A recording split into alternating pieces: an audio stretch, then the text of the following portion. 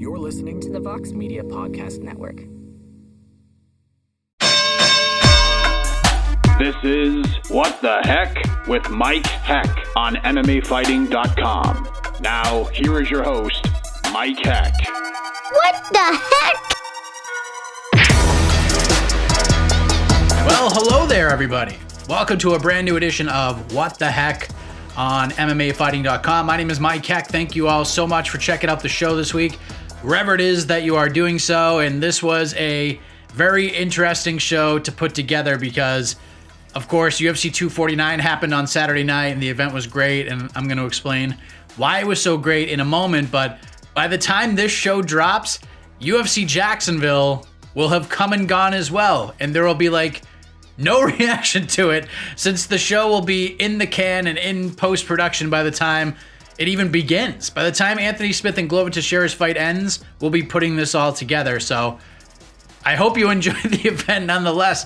But between 249 and the UFC Jacksonville Virtual Media Day on Monday and the weigh-ins on Tuesday and the preview shows and all of that stuff, we're still able to make this thing happen and have it make sense in some way with now 3 guests. We did have 4 a little while ago, but a quick scheduling change went down. I'll explain in a little bit, but real quick on UFC 249, we're going to talk quite a bit about that card on the show this week, and I'm sorry if I'm about to go off on a tangent here, but man, this thing delivered in a big way, and the biggest reason is, at least in my opinion, storylines are everything in sports in terms of how an event ages. Perfect example, when everyone was basically on lockdown a month or so ago, casual fans or fans just getting into MMA would ask me, what events should I go back and watch? And there's a lot of good ones, but UFC 199 to me is always the first one that's on the top of my list. Why? Storylines galore. I mean, the first fight of the night between Dong Hyun Ma and Marco Polo Reyes was one of the best fights, not just on the card, but of the entire year. That fight was ridiculous. If you haven't seen that event, I mean, the prelims alone for UFC 199 had Jessica Andrade, had Brian Ortega versus Clay Guida, had Beneil Dariush versus James Vick. Dustin Poirier was the main card opener. There was this incredibly ridiculous fight, and I mean ridiculous, between Dan Henderson and Hector Lombard, with Dan Henderson just mounting this incredible comeback and finishing the fight with that head kick and elbows. You had Max Holloway versus Ricardo Lamas with the infamous, point to the canvas moment with 10 seconds left in the fight from Holloway.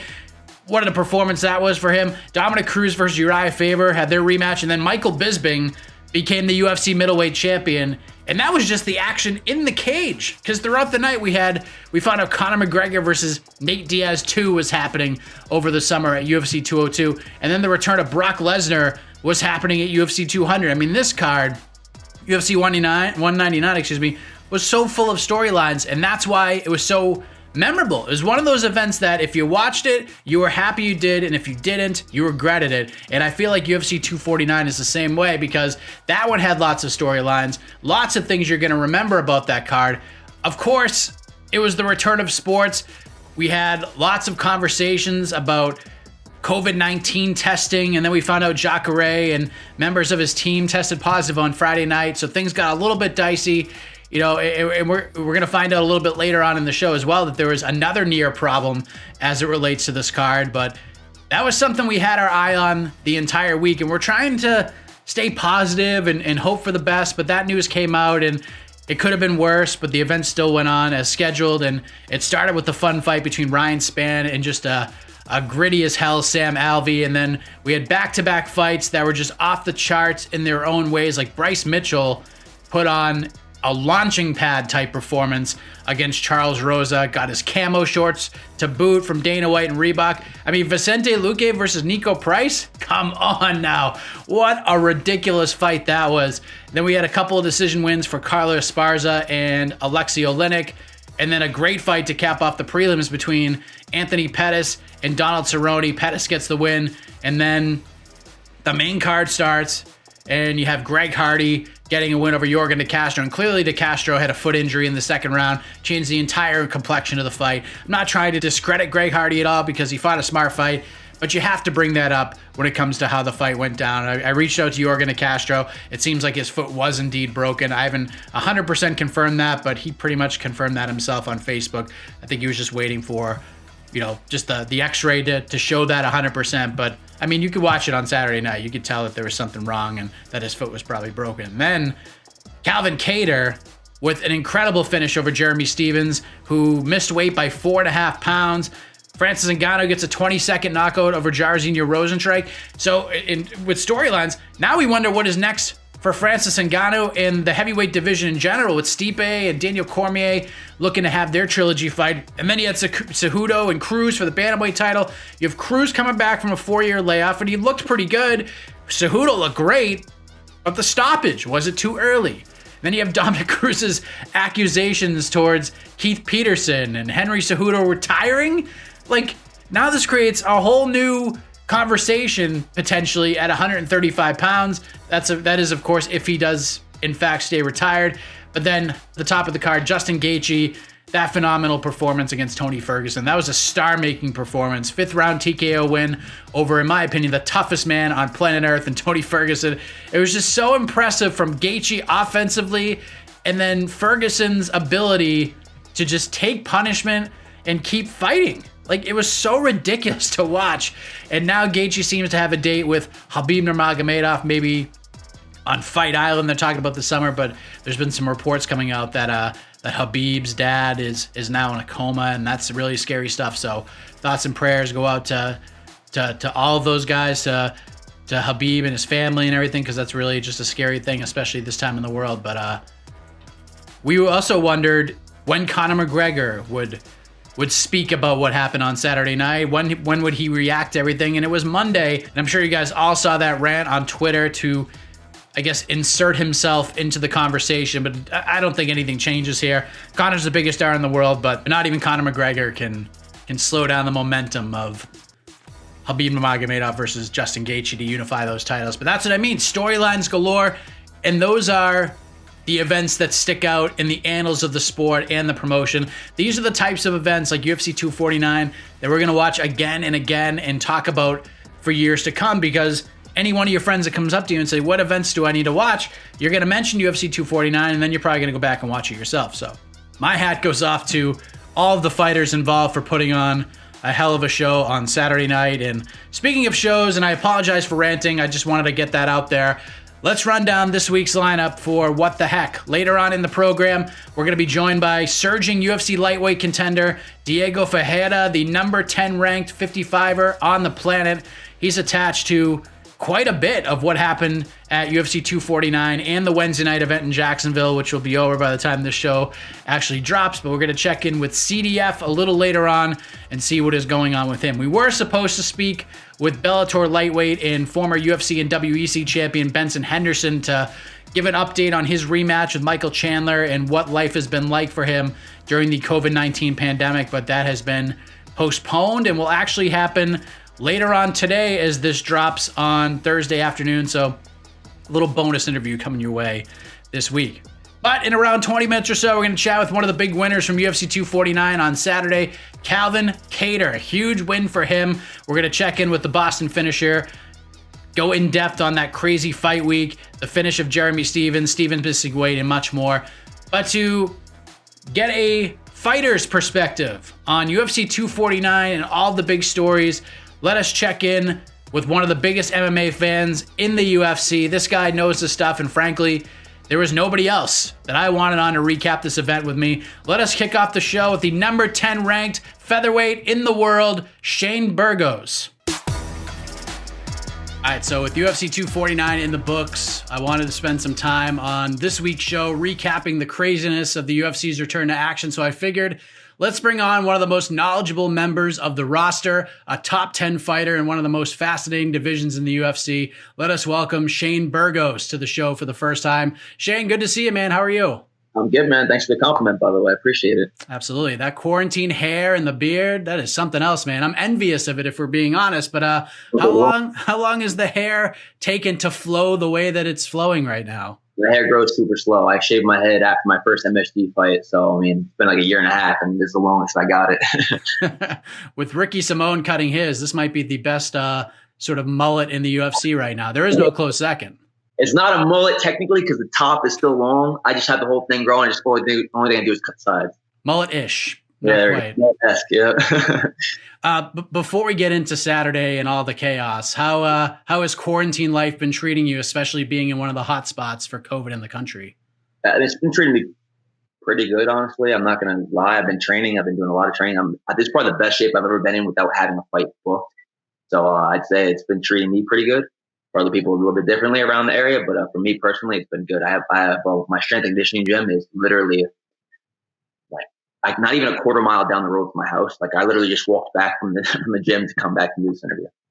You look pretty swole right now, man. You getting those weights in? Yeah, man. Yep. My weight's actually going down too, so I'm ready to go. Yep. Even better. Well, we got a nice distraction from everything on Saturday night with UFC 249 main event. Justin Gage becomes the UFC interim lightweight champion with the 5th round TKO win over Tony Ferguson. What a performance from Justin Gage. What stuck out to you the most in those 24 minutes or so of action? Flawless performance, basically. What stuck out to me was, one, his cardio was impeccable. He looked like he was in phenomenal shape. Wasn't really breathing heavy in the stool. No, and the second thing is his condition. His patience. His patience was on point, man. He usually goes out there like a berserker. He's been fighting a lot more patiently lately, but that one was even like he was very methodical, and I could really appreciate that. Hindsight is a big word that's used in the sport, and one thing that's been questioned quite a bit, even heading into that fight, was should Tony Ferguson have taken it when the Habib fight was potentially waiting for him later on the year. And Ferguson took the fight. Doesn't really surprise anybody. He obviously had his moments, even dropped Gaethje with the beautiful uppercut in the second round. But for the most part, that fight was all Gaethje. But when you found out that Ferguson was going to take this fight with all the April 18th craziness going on, did you have that same question? I 100% knew he was going to take it. Like, he's Tony Ferguson. That's what Tony Ferguson moved. Like, the dude made weight 3 weeks ago too. So after that, I was like, it's completely him to take the fight, and I respect it. What did you think of him making the weight and then having to cut it again 3 weeks later? Did you think that was a mistake at the end of the day? Well, no, I think 3 weeks was long enough to not really affect him, but it was nonsensical. I wouldn't have done it personally. Like, if you give me an extra 3 weeks, tell me the fight's canceled, I'm like, all right, I'm not doing this anymore. I'm gonna eat a little bit more, get my weight back up. But yeah, I think that's another Tony move, though. I'm not even surprised that he did it. But now it seems like Justin Gaethje has a date with Habib Nurmagomedov to unify the titles. Dana White coming out earlier and saying they're shooting for Fight Island this summer, but Conor McGregor went on a Twitter tirade earlier this week trying to insert himself into the conversation. But Habib versus Gaethje is a crazy fight on paper right now. How do you think he matches up with Habib after that fight on Saturday? Oh, man, I really, like, if you look at, what does he have, 7 fights in the UFC, right? Gaethje, that was his 7th fight. Not one person has really tried to wrestle him. So based off of that fight, I really can't say how the Khabib fight's going to go, because we know what Khabib's going to do. We know exactly what he's going to do. He's going to try to take Justin down, and he's going to take him down. And I'm not saying that as a knock on Justin's wrestling. He's a phenomenal wrestler, but Khabib is taking everyone down. Like, whether you're a phenomenal wrestler or not, like, his MMA wrestling is probably the best in the world, period. So I wish that Tony would have shot a little bit more so we could see that takedown defense, because we haven't really seen anyone try to take Justin down, especially in the UFC. We did a matchmaker piece on the site, and for Tony Ferguson, I said, I don't even want to think about what's next for him right now after that fight. Like, 24 minutes of him taking the punishment that he took, taking all those huge shots, and only stopping because his body just wouldn't let him continue. Like, let's let him heal up before talking about his next fight. But do you agree with that, or do you think there should be something sort of people can eyeball for El Kakui? No, 1,000,000%. He needs a break. I saw Aaron Bronstetter. He had a good point. He said he tweeted, make Tony versus Conor. If Tony wins, you do Khabib versus Tony, and if he beats Justin, and if Tony loses, then you do Conor versus the winner of that fight. Which I was like, all right, that does make kind of sense, but that means Conor's got to be out for a while. Like, Tony should not be fighting for the next. I'd say he should give his body at least 6 months just to really recover. I don't think he will, but I think he should. Yeah, I think one of the things I mentioned in that post was I think Tony Ferguson's biggest challenge is going to be Tony Ferguson himself. People are going to be telling him to hang out, but he is who he is. He's a wild man. And man, his legs are going to be hurting from that. His head's got to be hurting. He's got a broken orbital. He should really take it easy. But I don't know if he will necessarily. So co-main event, Henry Cejudo goes out and defeats Dominic Cruz via TKO in the second round. It's a fantastic performance from Cejudo. Cruz looked pretty good too, considering the long layoff. But before we get into the bigger story from this fight, thoughts on the stoppage from referee Keith Peterson, and then the subsequent comments afterwards from Dominic Cruz. It wasn't my favorite stoppage. Watching it, it wasn't the worst stoppage I've ever seen. Personally, if I'm the ref, I've never ref the fight before. I don't want to step on anyone's toes or anything. I've never ref the fight, obviously. But personally, I think if I was in his shoes, I would have let it go on a little bit quicker. And how much time was left on the clock before the bell rang? It was less than 10 seconds. It was probably like 3 or 4 seconds after it was done. Seconds. So I'm like, come on, man. Kind of like, whether it was a title fight or not, like there's 3 seconds left, and he was starting to get up. Like just let it play out. Especially like that's the fighter in me talking, because I know I want to go out on my shield, especially when there's 3 seconds left, and I'm going to get a nice long minute break. Like I feel like he would have survived that 3 seconds. We've seen fighters, kind of talk about the referees and about stoppages. I mean, there's only one Robbie Lawler. Like that Robbie Lawler Herb Dean thing was legendary after the Ben Askren fight. But for the most part, if a fighter feels a fight was stopped too early, they'll have some things to say about the ref. But Dominic Cruz has made some heavy accusations here, saying that Keith Peterson smelled like cigarettes and booze. Like, what did you make of those comments?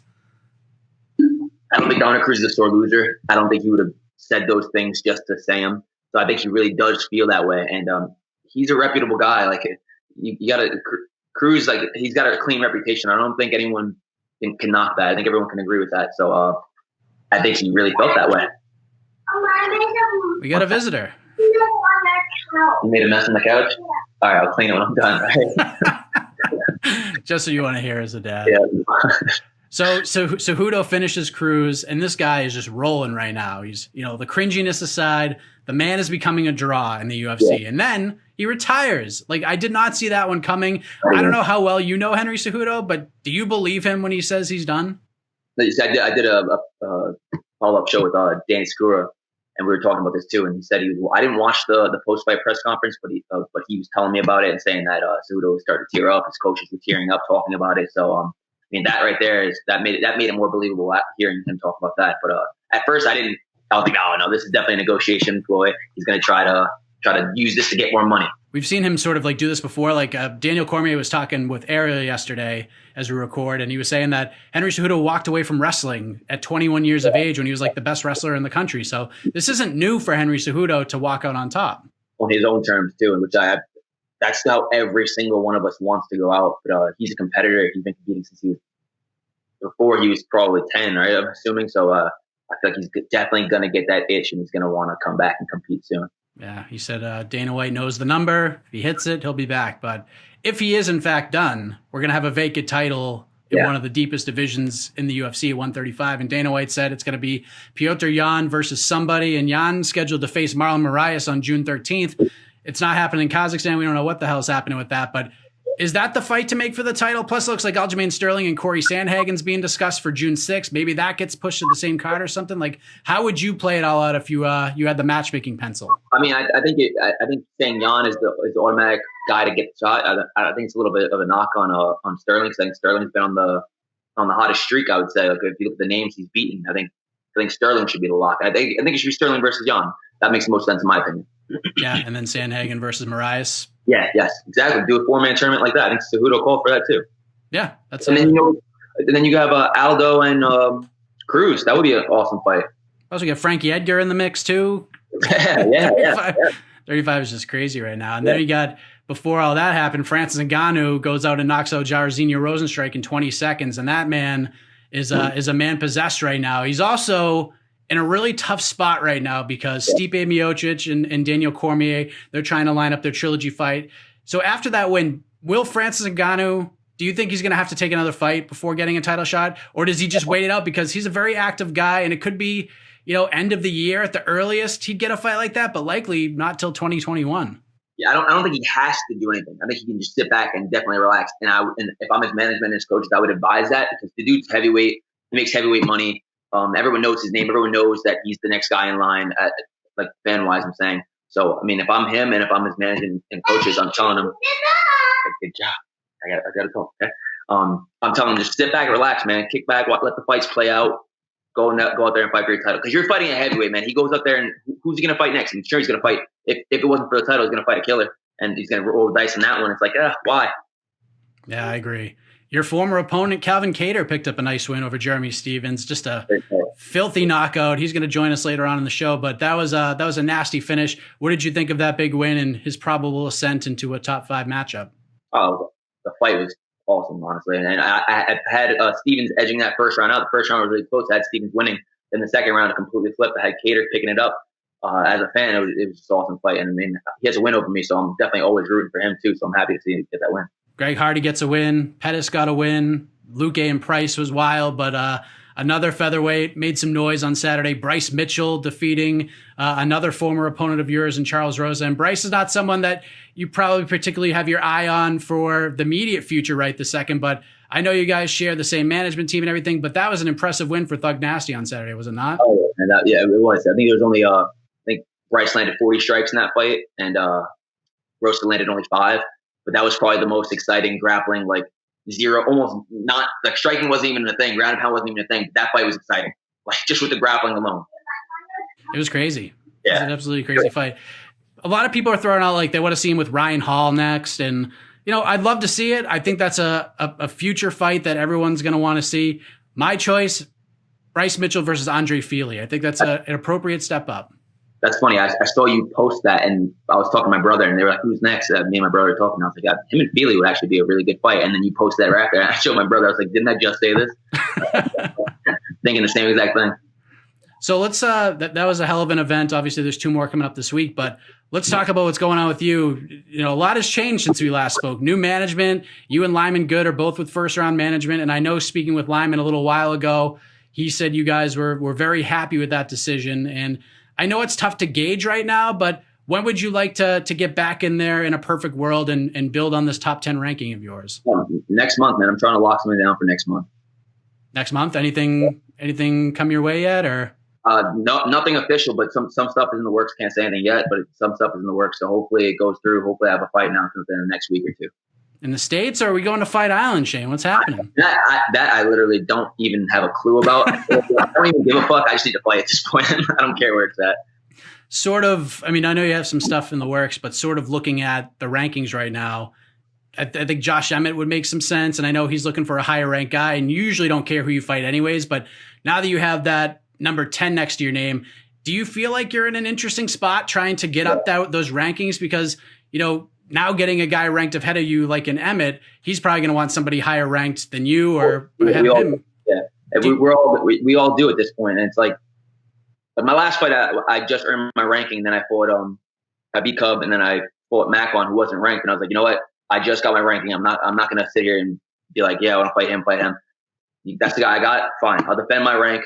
Now I'm at the point where I'm like, let me fight somebody ahead of me now. Give me an opportunity to fight somebody ahead. I'm number 10. I want to fight one of these top 10 guys. Do you feel like you're going to have some difficulty getting those types of fights unless, you know, maybe run off another win or 2? I maybe, but I don't know exactly how to say, just because this whole COVID shit going on. I don't know who's really exactly available to fight. Like if you look at the top 10, like yeah, Stevens and Kattar just fought, and then the rest of the guys, none of them are booked. They're all in the works, but nobody is booked. So I don't know if they can fight. I don't know if they want to fight. I don't know. From a competitive standpoint, you have to be excited being in this division right now, because it's as interesting as it's ever been. So much talent from 1 to 15 and beyond. There's a lot of really good fights in your future, right? 100%. I'm biased aside. If you look at 1 to 15, this is really, I think, the most stacked division. Like every single fighter in the top 15 is exciting. Who do you think wins that rematch between Volkanovski and Holloway? Do you think things go any differently there? I think Max is really, really good at making adjustments. He didn't do it in the first fight, but man, it's hard to say. I think he'll be able to make the adjustments and switch some things up and go in the rematch, but I don't know if it'll be enough to get the win. It's a close fight. It's a close fight. How is Lyman doing right now? Like, he was the first UFC fighter to come out and share that he had COVID and, you know, kind of laying my cards on the table. I had heard that was the case, and I had reached out to him prior, and he said he was just injured and that's why he wasn't fighting. Turns out that, you know, the rumors are true, but, you know, it seems like he's on the other side of it right now. But what was that time like for him, for you and your whole team? I mean, for me, I was like, I found out he had it, and I was like, oh damn. And I was like, yeah, I was like, I've been training with him so much. Like I was grappling with him, sparring with him, pads with him, strength conditioning with him. I was like, we just got back from Vegas. I was like, fuck. I was like, if he has it, I was like, I definitely have it. Never had any symptoms. Another one of my teammates, he didn't have any symptoms either, but there's 3 of us training, so he went and got tested for the antibodies, and he didn't have it. So it was like, oh shit, we completely dodged the bullet there. We didn't get it at all. So we luckily have been fine. But he said it was bad 2 weeks that were really bad, and then after that, he's back to normal. I was training with him yesterday. Wow. So did you end up getting tested? I didn't get tested because I haven't felt any symptoms whatsoever. I felt fine this entire time. But like I said, my other teammate, who's the third one of us, went and got tested for the antibodies because he had a doctor that was willing to do it real quick. So it's like, all right, cool. So because if he had it, then I definitely had to have had it, but we didn't. Yeah, it's crazy. I don't know if I had it or not, but I never really get sick. But in February, I got so sick for like a week, and this is before it really started to hit in the U.S. And my kid got sick too. He never really gets sick, so we're kind of wondering if we ended up getting it or not. But Shane, I know you got your hands full right now. I appreciate the time for coming on and breaking down UFC 249. Hopefully we can get you back in there sooner rather than later. Anything else you want to get off your chest for the folks before we let you go? Oh man, I'm excited to be back though, man. I can't wait. Hopefully in a week or two I'll have something to announce for all you guys. But I appreciate you having me on, man. Hurricane Shane Burgos, everybody. Great insight on UFC 249, and looks like some fight news will be coming down the pipe for Shane Burgos. I kind of like that Josh Emmett matchup. That makes all the sense in the world, but we'll see if Emmett will take that step back. I know he wants a big fight. He's got a couple of big wins, but Burgos versus Emmett, I'd be down for that one. But Burgos, definitely a guy to keep your eye on, and a very interesting featherweight division. And speaking of the featherweight division, Saturday night was a big night for that division, including Calvin Kattar, who picked up the biggest win of his career against Jeremy Stephens via second-round TKO. What a nasty elbow that he landed on the feet, and another nasty one on the ground. An incredible finish for the Boston finisher, and I had the chance to catch up with him on Monday afternoon, less than 48 hours removed from his big win in Jacksonville. Here it is. All right, we have one of the big winners from UFC 249 back on the show, Calvin Kattar, who picked up a huge finish of Jeremy Stephens on Saturday night. And might I add, there should have been another bonus added to the mix for the Boston finisher. Calvin, you look like $1 million. How are you, man? Feeling great. Yeah, someone should have told me not to get on a Tony Ferguson, Justin Gage, the undercard, if you want any bonus money. That's a good way to look at it. But you got the win. Yeah, take it. Hey, I just noticed, is that a Boston Red Sox shirt you got on? Guilty. I respect that. My producer, Casey, gave me a bunch of crap. He's like, oh, you're such a homer. And I didn't realize that. I put it on at like 9 o'clock this morning, and then now I'm here talking to you, so it looks like I'm kind of kissing your ass, but I would wear this like it, anyways. I like it. And the Tiger Red, too. I like it. For sure. Well, congratulations on the win, man. I mean, less than 48 hours removed as we record this. How does it all feel after having a full day and a half to sort of soak it all in? It was great. Like I said to you before, just I feel better with a broken nose than healthy with a loss. You know, a broken nose and a win, than feeling healthy with a loss. I'm just, especially the last one. It was November, and then dealing with the fight camp 3 times over. I'm glad I'm on the other side where we finally got another rep in and be able to get that last one, the taste out about, you know. Yeah, how are you feeling like physically though? I mean, obviously you're happy with the win, so it kind of negates any physical pain. But you know, how you feeling talking to me right now? Does it suck to even talk to me? Honestly, I'll tell you the matters to me. I feel fucking great. I won. I don't give a shit. You know, especially with the way it worked out. Yeah, it sucks, man. It is what it is. But you know, I trade the rook for the queen any day. So I was glad because that's when he landed the big shot. Is when I landed the elbow. I'll take that trade any day of the week, man. It sucks. It is what it is. But if you tell me that you get the W going through it, I take the same shot, you know. So glad we're on this side with a W, and you know, hopefully another big moment opportunity in the future. How does it feel being back in New England? I was speaking with your manager and head coach, Tyson Chartier, while you guys are at Fight Week. He said it was extremely hot in Jacksonville. He said it was almost 90 degrees, and it was just kind of gross out there. But now we're back in the 40s. It snowed on Friday night in Massachusetts. Calvin, you didn't get to see that, but are you happy to be back in the inconsistencies of New England? Imagine this guy, Tyson, over here complaining about 80, 90-degree weather. Like, this guy, he's just, you can't please him. You can't please him. But no, I enjoyed myself. You know, a lot of times fight week, it either leaves a good taste or a bad taste, depending on how well you do that fight. Sometimes, you know, off a win, everything. Let me and Rob talk about it. And after a win, like even the water, this is the best water, man. Everything, you know, whatever you do, it's just normal. It's just everything's a little bit better off of a win. So pumped with how I remember Jacksonville. You know, it was right next to a river walk. The venue was a 3-minute drive. Everything was kind of simplistic in that sense, and yeah, so a great time. Honestly, the weather was a lot better than it is here, but take it.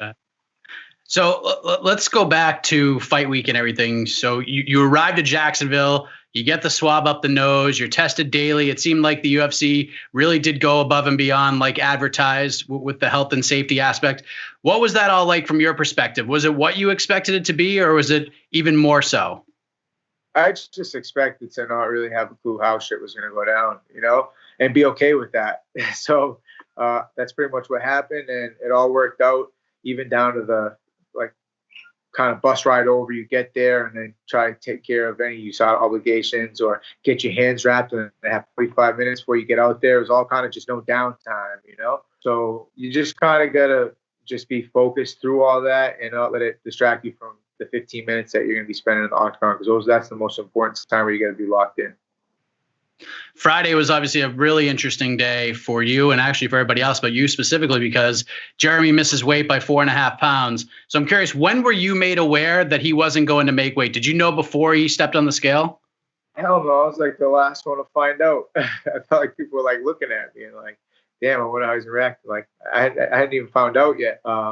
I was just focused on making weight myself, being one of the first ones on the scale at 9 a.m. And Jeremy had already made his way through. So I'm like, and he's hydrating. I'm like, oh, well, must have been easier cut for him too, maybe then. To my surprise, because I don't know if I mentioned it to you before, but yeah, I think a lot of these guys I'm surprised it was only one fighter that came in a little heavy. Sometimes people break, you know, under the circumstances, but you know, everyone did their part except for Jeremy. Go figure.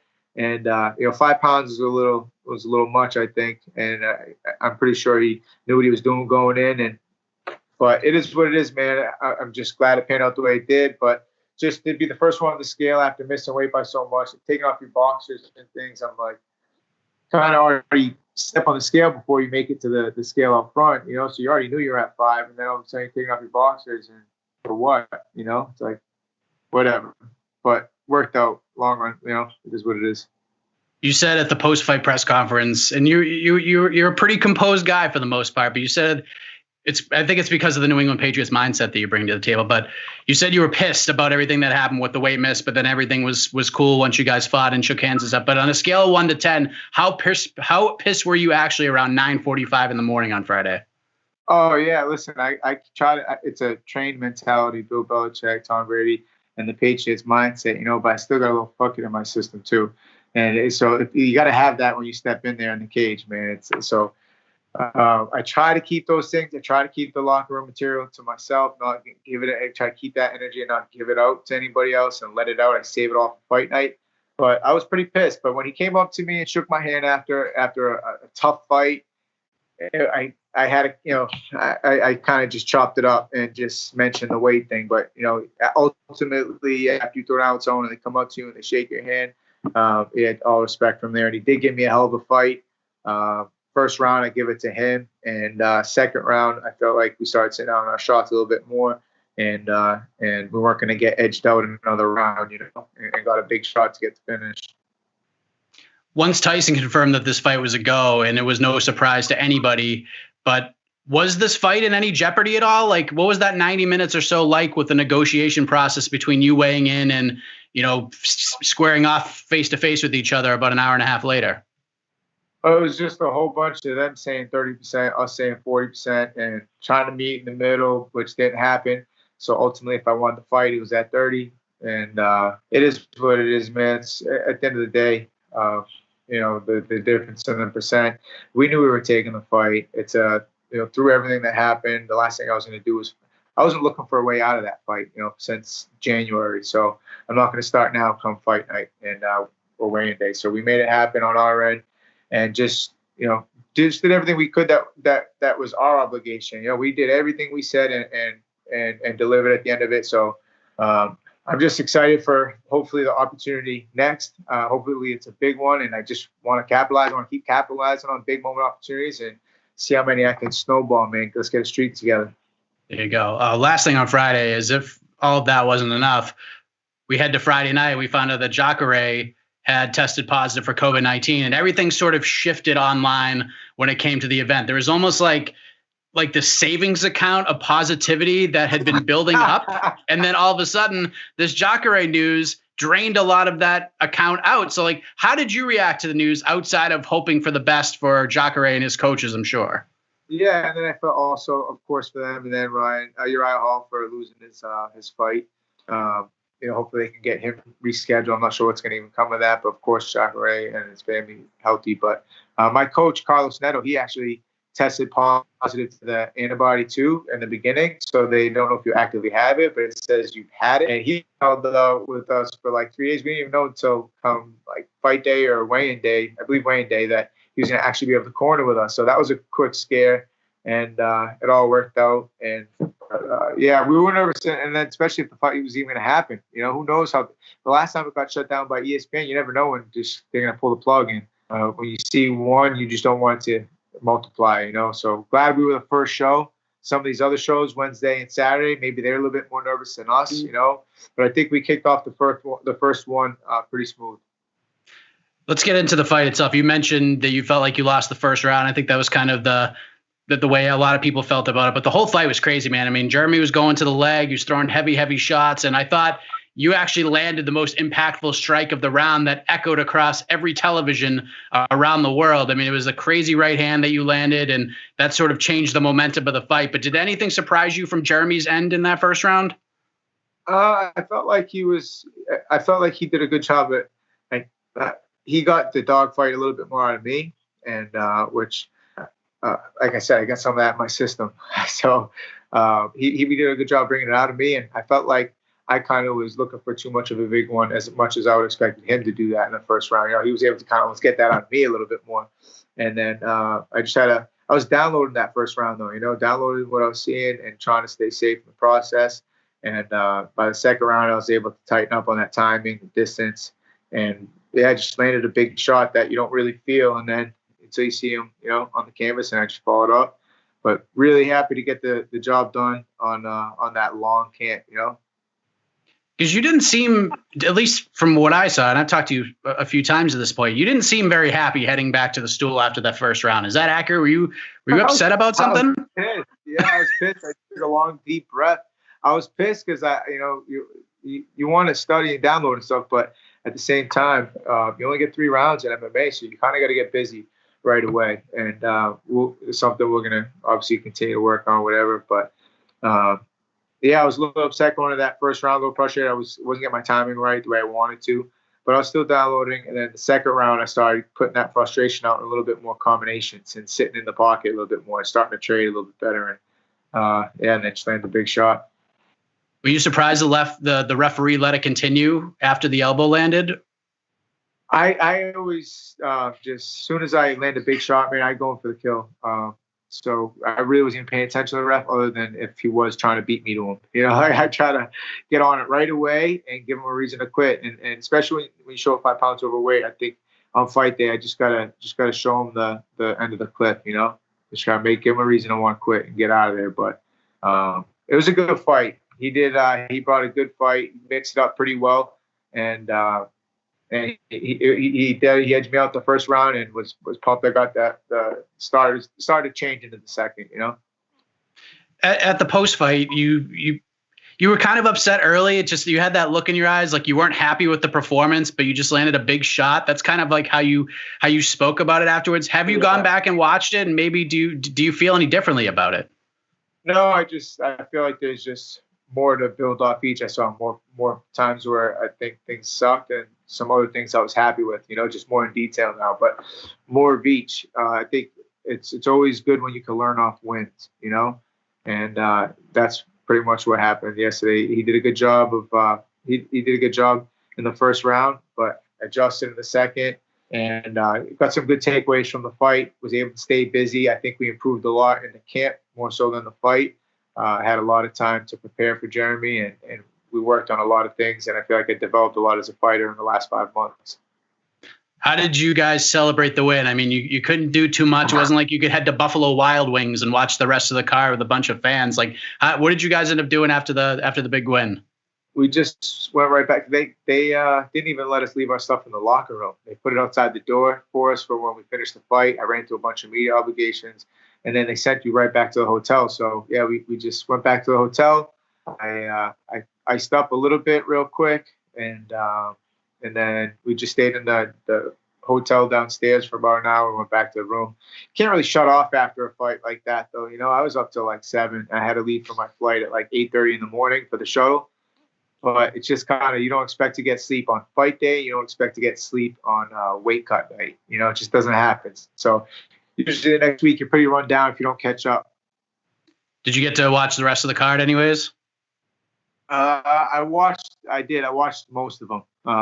Francis I saw while I was doing the post-fight interviews, and it sounded just like the whole place out back just, you know, screamed and went quiet. Like, oh!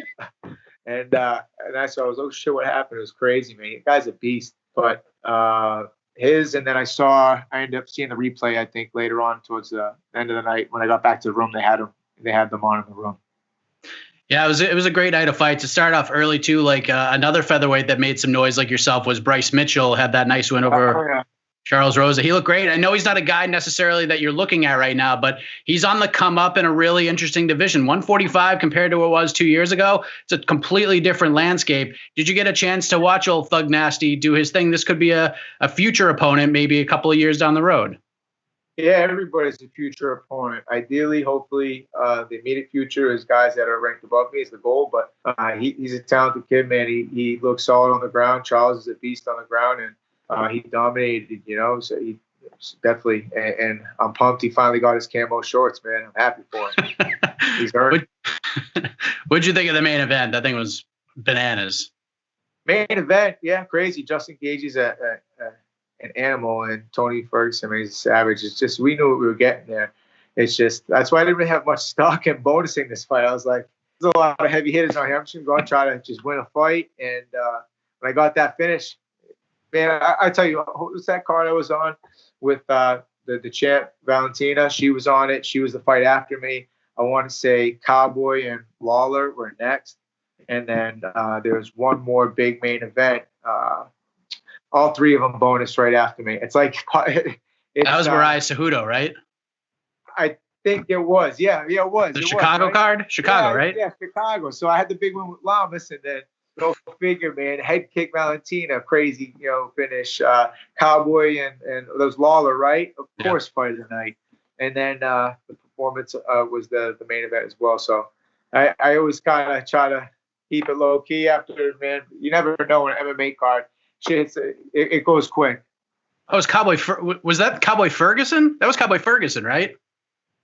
Actually, it was. I think you're right. Oh, yeah, you were screwed. Yeah, they're screwed, man. I got to stop getting on these cards. I got to get me more fight nights. For you moving forward, I mean, it's top 5 or bust right now. I mean, you're probably going to end up in the top 5 or just outside of it. It's a top 5 opponent for your next fight. Yair Rodriguez seems to be the popular pick amongst the community here. This is what needs to happen. Top 5 for Calvin Kattar, right? Hey, I want more big moment opportunities. So whoever that adversary is that's going to give me that on the other side of the cage, I'm looking forward to that matchup.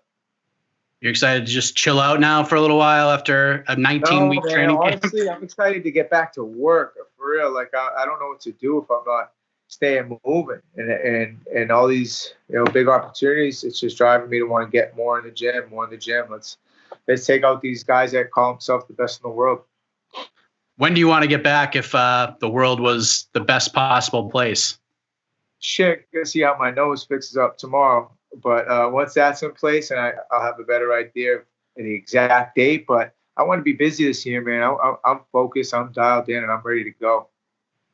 Calvin Kattar, ladies and gentlemen, big win against Jeremy Stephens on Saturday. One of the many highlights of UFC 249 in Jacksonville, Florida. How did it feel, honestly, to to be a part of that event overall? I mean, you go in there with certain expectations, Calvin. You want to be the guy to be a part of the revolution, to bring sports back to the community, do it for Boston, and to be a part of a card like that delivered in every way. What does that mean to you now that it's over? Yeah, it's huge. It brings me one step closer to the ultimate goal. One day bringing a UFC title, champion to the city of Boston. So, I think me and Rob Font, the wrestling cartel, are working hard at it, and just one step closer now. There you go. Congratulations on the win, Calvin. I appreciate the time as always. Heal up, and we'll see you back in there sooner rather than later, man. Congratulations. Yes, sir. Thank you. Looking forward to it. Good talking. Great stuff right there from Calvin Kattar coming out of UFC 249 and his big win on Saturday night. A top 5 fight is in his future, it looks like. I'd love to see the fight between Kattar and Yair Rodriguez sometime this year, if the UFC can make that one happen. And Kattar's nose is okay, and the pandemic kind of things start lifting up and we can move ahead. But the next fight Calvin Kattar has, I really hope it's with Yair Rodriguez. That's a great fight. I think it's a big one for both of those guys. But let's move ahead to our final guest of the show. Let's check in with the number 10 lightweight in the UFC, Diego Ferreira. He was scheduled to face Drew Dober on May 2nd in Oklahoma City. That event was postponed, but Drew Dober ended up getting a fight with Alexander Hernandez for UFC Jacksonville, which happened last night as this drops. And honestly, I don't know what happened in that fight as this show drops, but here's my conversation with Diego Ferreira. All right, we are being joined right now by the number 10 ranked lightweight in the world. He was actually supposed to face Drew Dober earlier this month, but that didn't materialize due to everything going on in the world. Dober is now going to face, or at least when this drops, will have already faced Alexander Hernandez in Jacksonville. But let us check in with the surging Diego Ferreira. Diego, how are you, man? Doing great, guys. Just here now, stay busy, stay on top and everything, especially how you say everything's going on with the coronavirus in the world, but we don't stop grinding. We just keep working, and I can't wait to be back soon on the cage. So how has everything gone during this crazy time in the world with COVID, the quarantine? How have you handled all of this throughout this time? It's been really it's been crucial for me, especially because I have my business, I have my gym, I train myself. I was supposed to get married with my wife, on the church. We had to cancel, a couple things happened, but one of those things that I'm happy with is because I finally, I started the construction of my house, on the property. I got it, and now we almost done, but we have to stop a little bit because the money was a little bit short. But we started. That's one of the most things that I'm happy with. But it's kind of rough to all this things happen in the world. I'm spending a lot more time with my family and my loved ones, and it is try be as possible as we can, and that's what we're doing right now. So did you get married, but just not the big church wedding? Yeah, we pushed back because one that was supposed to be in a day, that's when we get to the quarantine, not 10 people out. Like when we started getting, okay, we just got invited the padrinos, the father-in-laws and everybody, and then the church. Can happen because we're not allowed more than 5 people, and then go down, start getting down on people. Start getting short the numbers of people inside the church, and then we decide we gotta have to better wait and see what's gonna happen. Maybe next year we have another chance to get married again, because we're married, but we want to get married by the church and everything, But we have to wait for the next chance. But things happen for a reason, and we took a little bit really hard with this, but we're happy the way we is right now, and we're together. That's the most important. There you go. Well said. Like we mentioned earlier, you were supposed to fight Drew Dober on May 2nd at that card in Oklahoma City before it got canceled or postponed, however you want to say it. But then things got sort of switched around and Drew got the fight with Hernandez. Were you offered a chance to fight Drew on one of these Jacksonville cards at all? What happened there?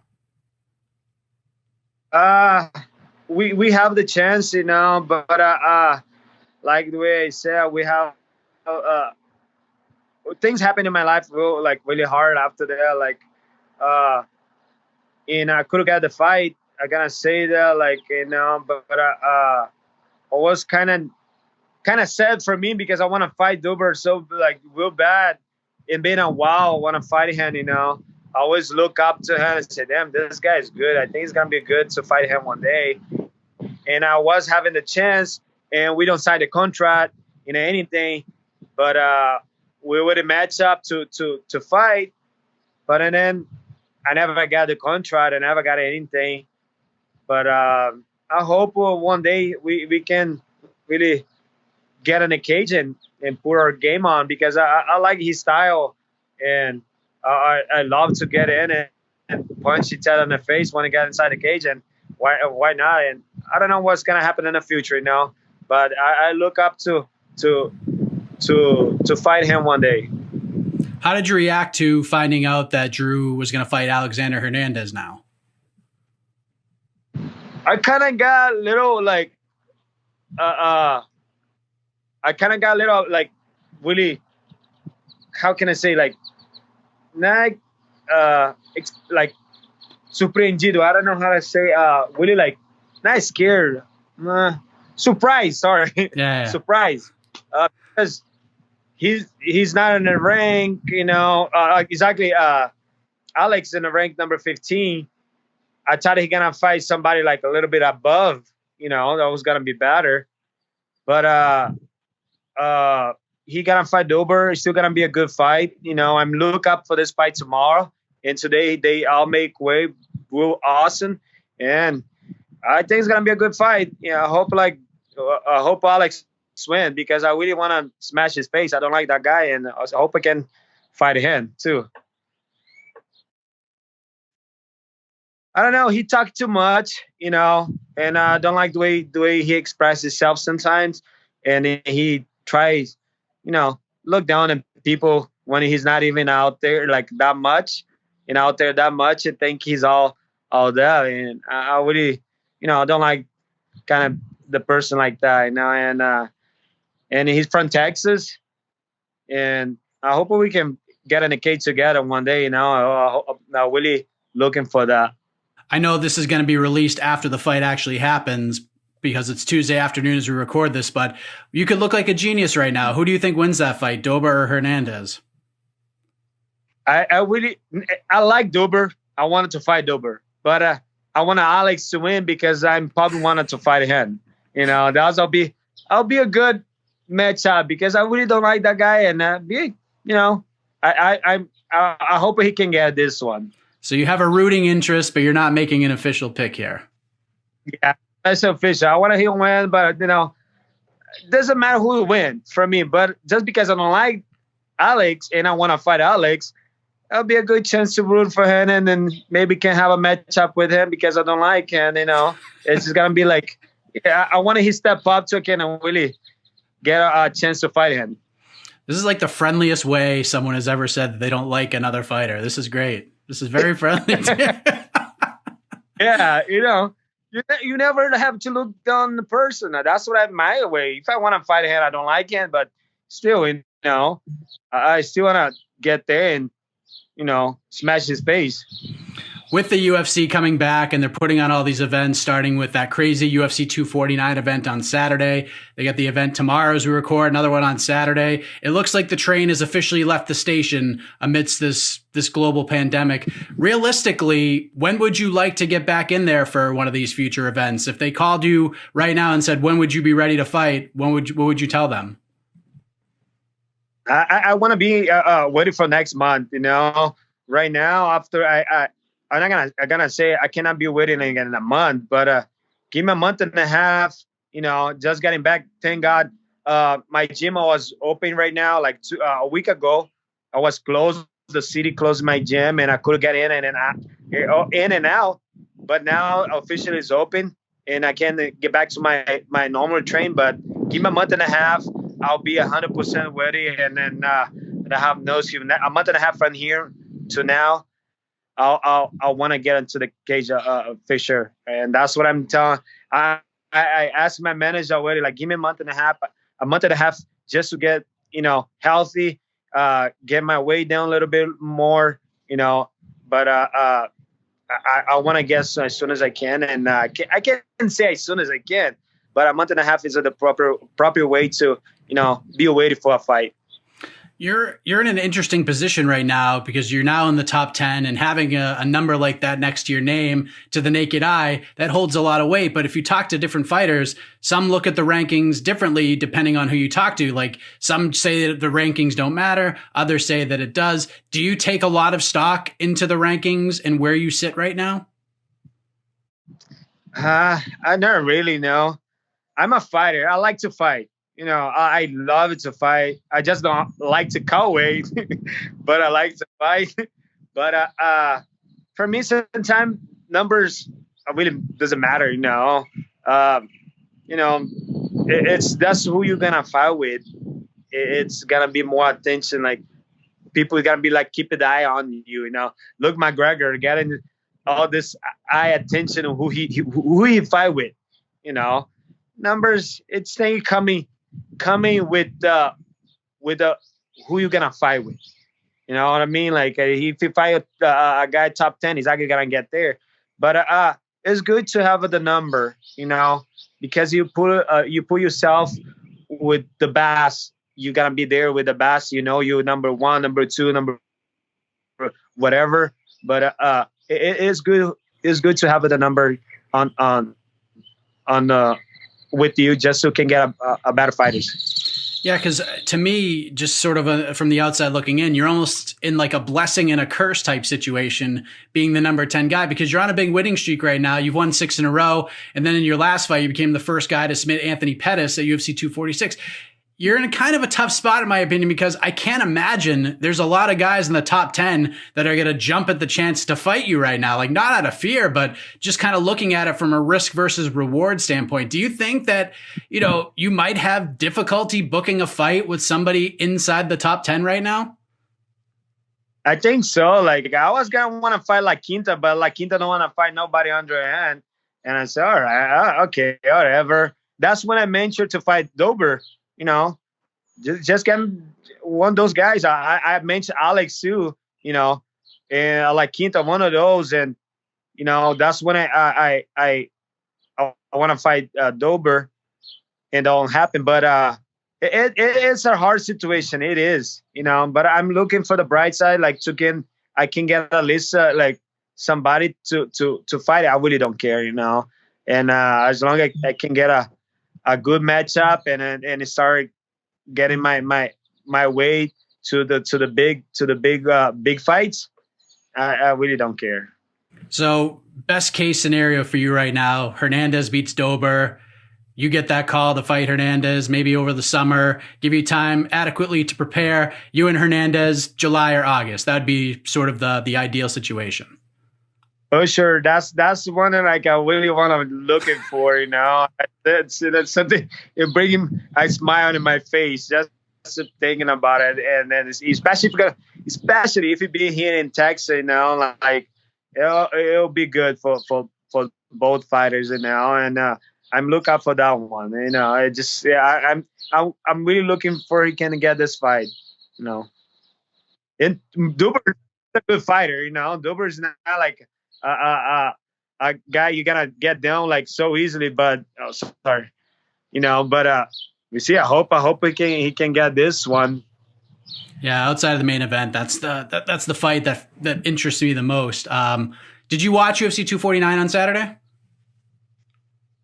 I did. I watched all the fights on this Saturday. I was impressed. Yeah, super impressed. You were attached in some way to a lot of what happened on Saturday. First off, the aforementioned Anthony Pettis, the man you defeated in your last fight, fights Donald Cerrone, picks up a decision win. That fight was a lot of fun to watch. Who did you score that for, by the way? Look, I'm a big fan of Cowboy. I'm a really big fan. I always look up to that guy like, damn, I one of those guys, like for me, on myself, I don't want to fight with, but I look up for that guy a lot. And one of those guys inspire me to be who I am. And damn, I think he got that fight, he just missed a little bit on at the end, the couple combinations at the end. Anthony got it, on the end, but I was tied, and then Anthony took it. I see like it's just real close fight.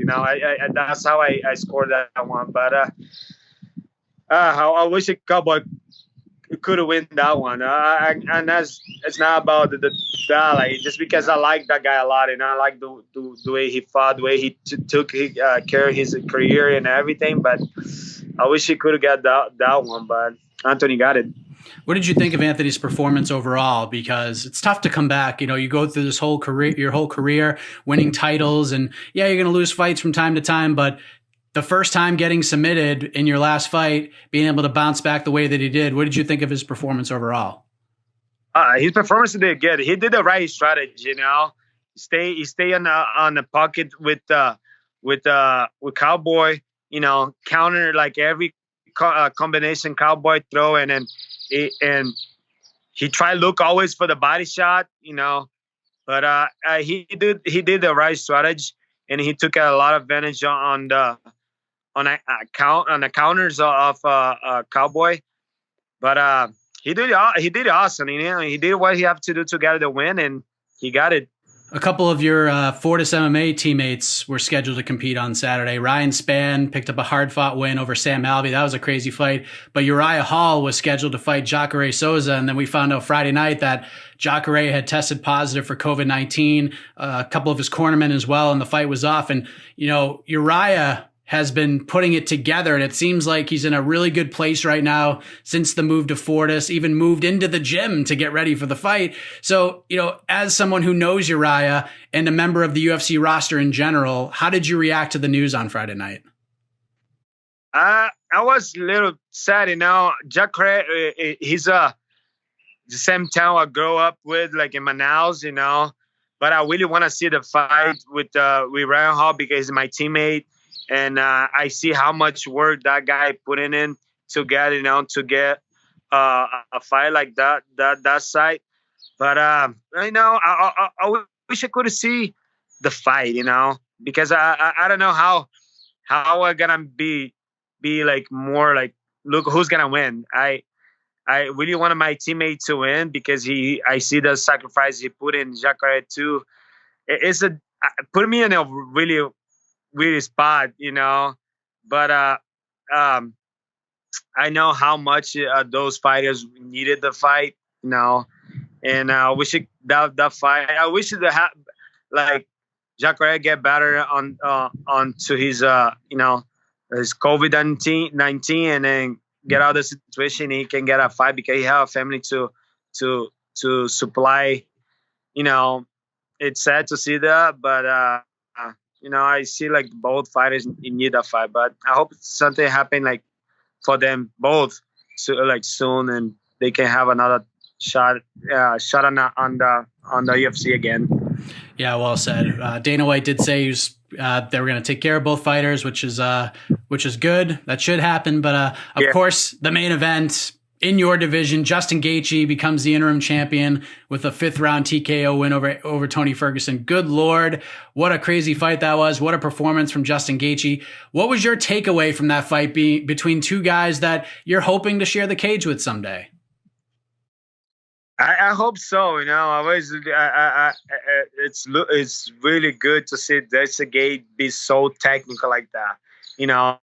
Like the way he performs. I never seen him perform the much like that clean, because I seen a bunch of his fight. I've been watching a lot of his fights, and he was wild. Like he got rocked sometime. This time he got one time by the end of the round, but he put it like his combinations was incredible. Like I took my hat for the hand, you know, and Tony Ferguson too, like for be so determined, you know, and get the getting hit and he's still moving forward, still putting the pressure. But that day just Gage was like phenomenal. You know, he put it his right strategy to fight that side. You know, like he put his face on to, okay, I'm not gonna be like crazy how I used to be. I gotta be nice, technical, and I'll be a great fighter. And he did. He put a great fight, and I take for just again make the way, you know, fight on, you know, main event, like on that event, like, so people all over the world been watching, and he did great, and I'm really impressed with this. I'm really impressed with Han too, like the way he put all his combination together. Yeah, he looked fantastic. How do you think he matches up with Habib? Because Dana White said to an ESPN affiliate in Chicago, he's planning on making that fight for Fight Island sometime this summer, Gage versus Habib. How do you think he matches up with Habib? Wow, that's hard. So right now on the UFC, I don't see nobody taking Gage down, you know, and I see a lot of people trying but never get it. And I'm a big fan of Habib too, you know, good wrestling, but I think Habib have to put a good strategy together the fight. But I wish that those two fighters the best, and you know, see who's gonna get it. But I think it's gonna be a good fight to watch. Yeah, I agree with you. Last thing before we let you go, I appreciate the time very much. I saw a video on your Instagram the other day. It was you and your son training together. He was holding a kick pad, I believe, and you guys are getting some work in together. That has to be, you know, especially being a dad myself, that has to be a pretty cool experience, having your kid join you in something that you love and that you do for a living, right? Yeah. My all my three kids doing like the training. I try being in shape with them, you know, to be like playing at the same time, but having like a little workout. And I sparred my old one, like my old one's gonna be 18 and 22nd, the May, and my little one always like try like to be involved. But you know, it's good to have my kids around, and especially like on this time, and having my training too, you know, my train partners. Yeah, right. That's a great video. It's amazing stuff. And as you know, it goes by very quickly, this fatherhood stuff. So continue to enjoy it. Thank you for coming on, Diego. Great stuff. All the best to you and the family. And we look forward to seeing you back in the octagon this summer, sooner rather than later, at least. Thank you again for the time. Thank you guys. I appreciate it. Diego Ferreira wrapping up this edition of What the Heck on MMAfighting.com. It was a little crazy putting this one all together with 3 fight cards in a week. Hopefully next week will be a little less chaotic, but thank you all for your patience and checking out the show. Wanted to make sure we got something out for you, and I think this one delivered with the guests that we had. So big thank you to Diego Ferreira, to Calvin Kattar, and to Shane Burgos. Make sure you rate, review, and subscribe to wherever you're listening and watching. Plus, check out all the other programming that we have for you, like the A-Side Live Chat, Eurobash, Coffee Talks, all the event previews and post shows, and much more. So there you go. That's it. I am done. No more ranting from me. I am Mike Heck, and as always, have a heck of a week, everybody.